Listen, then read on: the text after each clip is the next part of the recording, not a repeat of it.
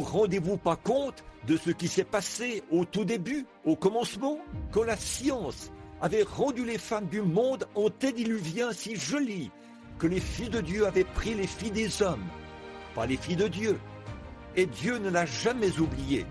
Ils ont tout détruit. La science, plus jolie dans le passé. Vous remarquez que les femmes deviennent de plus en plus belles dans ces derniers jours. C'est un signe de la fin.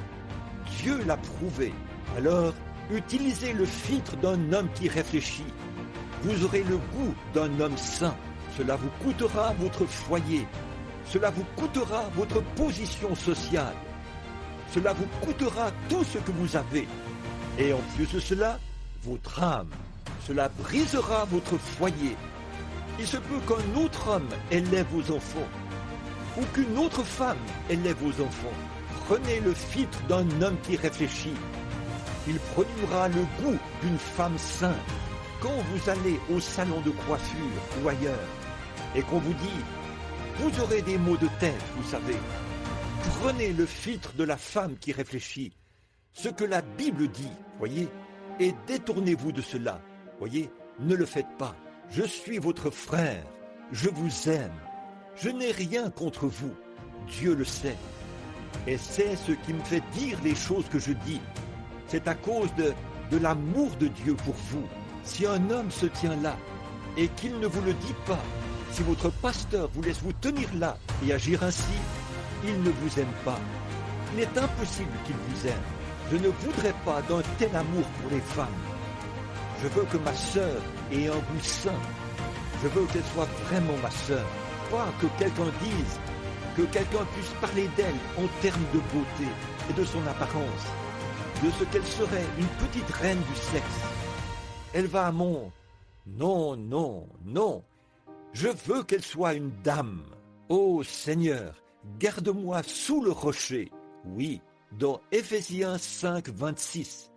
La seule façon de passer par ce rocher, c'est d'être lavé par les eaux de séparation, par la parole. C'est vrai.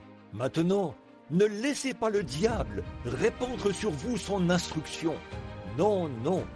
Ça va tuer votre influence. Ne laissez pas le diable vous amener à vous contenter de dire « Eh bien, je suis membre de l'église dont ma mère était membre, de celle de mon père, de ma grand-mère. » Ne laissez pas le diable répandre cela sur vous.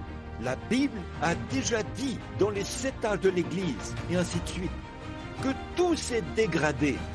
C'est vrai, tout est corrompu. Tout n'est qu'une plaie vive. Ne le laissez pas vous tromper, dire « Eh bien, c'est une éthique supérieure. Nous sommes plus instruits que nous l'étions autrefois. » Ne laissez pas le diable vous enduire de cela. Je vous ai montré tout son programme quant à la civilisation, l'instruction et la science. Il a introduit cela dans l'Église. N'écoutez pas cela. Tenez-vous loin de ces émissions souillées à la télévision et tout. Notre sujet c'est « Ne vous conformez pas, mais soyez transformés ». N'allez pas dire « J'ai été confirmé dimanche ». Non, allez-y et soyez transformés maintenant même. Transformés de ce que vous êtes en ce que Dieu veut que vous soyez. Bon, cela dépend du genre de semence qui est en vous. Si une semence de l'intellect et de l'instruction a été placée en vous, elle ne peut faire qu'une seule chose, vous déformer, c'est tout. Si vous êtes un fils ou une fille de Dieu, c'est la seule chose qu'elle puisse faire. Aujourd'hui, quand je regarde dehors, les gens agissent comme s'ils ne croyaient même pas que Dieu existe. Pardonnez-moi cette expression. Si cela a blessé quelqu'un, ce n'est pas mon intention. Il y a quelques dimanches, ma propre fille m'a invité à venir regarder un concert religieux à la télévision. C'est le dimanche matin. Je voulais suivre l'émission d'Oral Roberts. Et je leur ai dit de me faire signe. Elle a dit « Tu entends ça? Il chante vraiment bien. » Mon fils qui était là me l'a dit aussi. Et j'ai allumé ce téléviseur. Nous louons d'une femme qui a une télévision dans sa maison. Je n'ai pas du tout l'intention d'en avoir une chez moi. Non, monsieur. Je ne veux pas de cette chose dans ma maison. Je ferai sauter cela avec mon fusil de chasse. Je ne veux rien avoir à faire avec cette vilaine chose. Non, monsieur, mais on a pris un... Permettez-moi de vous parler de vous qui habitez l'Arizona. Vous avez vu cette enquête menée dans les écoles l'autre jour, n'est-ce pas? 80% des enfants dans les écoles de l'Arizona souffrent de déficience mentale. 67% d'entre eux, c'est parce qu'ils regardent la télévision. Qu'en pensez-vous? Vous feriez mieux d'utiliser votre fusil de chasse.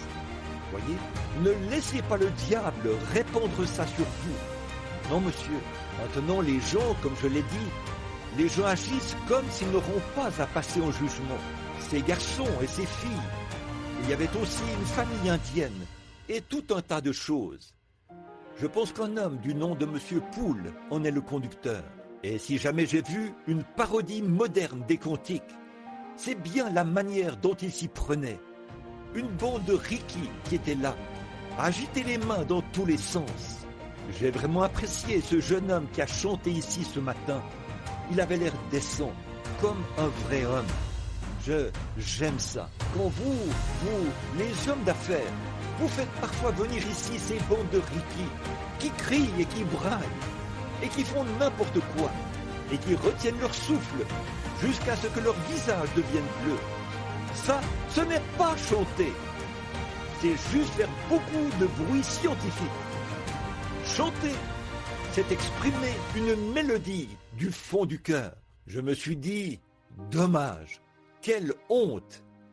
Alors voilà qu'au nom de la religion, on agit comme s'il n'y avait pas de Dieu. Quelqu'un a dit l'autre jour, un garçon qui fréquente ma fille, un garçon chrétien a dit, il lui a fait un commentaire impertinent au sujet d'Adam et Ève. Il a dit, Ève parcourait le jardin. Il a dit, les enfants, vous voyez cet arbre-là? Il a dit, c'est ce que votre mère a mangé. Et à cause de cela, nous sommes privés de maison et de foyer. Pouvez-vous imaginer cela? Il est censé être un fervent chrétien. Il prendrait une promesse et une parole de Dieu et les jeterait dans une porcherie. Ils agissent comme s'ils n'avaient pas à passer en jugement. Mais Dieu fera passer chaque secret en jugement. Ils agissent comme si Dieu n'existait pas. Je ne veux pas les traiter d'insensés, parce que la Bible dit que l'insensé, ce n'est pas bien. Jésus a dit que ça ne l'est pas. Ne traitez personne d'insensé. Mais dans Psaume 14:1, l'insensé dit en son cœur, il n'y a point de Dieu. Vous voyez, ils ne sont pas, je ne veux pas les traiter d'insensés, mais ils agissent comme s'ils l'étaient. Ils agissent comme tels. Donc, vous voyez où nous en sommes aujourd'hui? On dit, il n'y a point de Dieu. Je suis membre d'église. Pour eux tous, pour toute la bande, la Bible est une grosse plaisanterie. Notre église sait où elle va. Oui, directement en enfer. C'est exact. Ils vont tout droit sur leur chemin, sur la voie de la science, de l'instruction, des séminaires de théologie et tout, ce qui les berce tout le long de la route. Le Saint-Esprit n'a aucune possibilité de donner une révélation sur quoi que ce soit. Le séminaire a pris soin d'empêcher cela. C'est le Saint-Esprit qui doit nous conduire. Pas un séminaire, pas des évêques, des surveillants et tout. C'est le Saint-Esprit qui est notre conducteur. Caïn avait cette personnalité-là. Il était vraiment très religieux. Eh bien, si tout ce qu'il vous faut, c'est d'être religieux, alors Dieu a été injuste de condamner Caïn. Car il était bien religieux. Il était tout aussi religieux et sincère qu'Abel. Maintenant, souvenez-vous, il pensait à Dieu, il adorait Dieu. Il avait une église, il a bâti un autel, il a offert un sacrifice, il a prié, il a adoré, mais il a été rejeté. Peu importe comment, Ésaü l'était aussi. Voyez, la religion, voyez, c'est l'affaire de Satan. Pas qu'il détruit totalement cela, mais il la contamine simplement. C'est tout. Il ne va pas détruire totalement cela. Oh, il ne s'agit pas du communisme. Non, non. L'antichrist, ce n'est pas le communisme. La Bible dit, Cela séduirait les élus si c'était possible. Ne vous préoccupez pas du rideau de fer, mais du rideau de pourpre. Ah oui, mais remarquez, Caïn est venu pour adorer, mais il avait en lui la mauvaise semence, la semence du serpent. Le sifflement du serpent l'avait enrobé, car il était la semence de la femme. Il connaissait la volonté parfaite de Dieu, mais il a refusé de la faire. Le saviez-vous? Satan connaît la volonté de Dieu, mais il refuse tout simplement de la faire. Remarquez, il avait vu Dieu confirmer le message d'Abel. Maintenant, je veux que vous réfléchissiez, que vous utilisiez votre filtre d'un homme qui réfléchit un instant. Le message juste d'Abel, que Dieu avait confirmé comme étant la vérité. Saisissez-vous maintenant? Oui, le message d'Abel avait été accepté. Caïn a vu cela et il savait que Dieu avait confirmé que ce message était juste. Mais il ne pouvait pas le faire. Son orgueil l'en empêchait. C'est vrai, son orgueil l'empêchait de le faire. Il avait vu Dieu confirmer ce message-là. Il semble aujourd'hui qu'il soit très difficile pour les gens de s'humilier devant la parole de Dieu. Ils ne veulent tout simplement pas le faire. Ils peuvent s'humilier devant le credo de l'Église, bien sûr, mais pas devant la parole de Dieu. Si vous voulez voir cela, vous allez dans... J'ai ici des passages de l'Écriture auxquels je fais référence. Genèse 4, 6 et 7. Dieu parle à Caïn et dit « Pourquoi ton visage est-il abattu? Pourquoi es-tu plein de rage à marcher de long large? Tu viens d'entendre un message qui t'a attristé. Il a dit « Eh bien, pourquoi agis-tu ainsi? Pourquoi ton visage est-il abattu? Parce que je ne suis pas venu dans ton église? Pourquoi donc es-tu ainsi? Utilises-tu le filtre d'un homme qui réfléchit? Voyez? Ou pourquoi n'as-tu pas? Pourquoi fais-tu cette tête?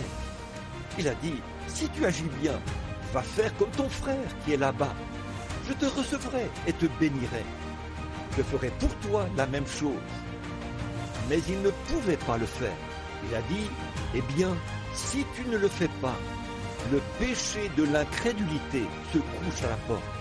Donc, quand ils nous disent, les jours des miracles sont passés, alors qu'ils voient cela confirmé et prouvé de manière si parfaite, vous voyez, toutes ces choses que Dieu a promis qu'il ferait dans les derniers jours, Apocalypse 10 et Malachie 4, toutes ces choses qui sont confirmées de manière si parfaite, qu'y a-t-il, mes frères? Qu'est-ce qui ne va pas, voyez-vous? S'ils ne veulent pas, c'est l'incrédulité, c'est-à-dire le péché. Il n'y a qu'un seul péché, c'est l'incrédulité. C'est vrai, vous n'êtes rendez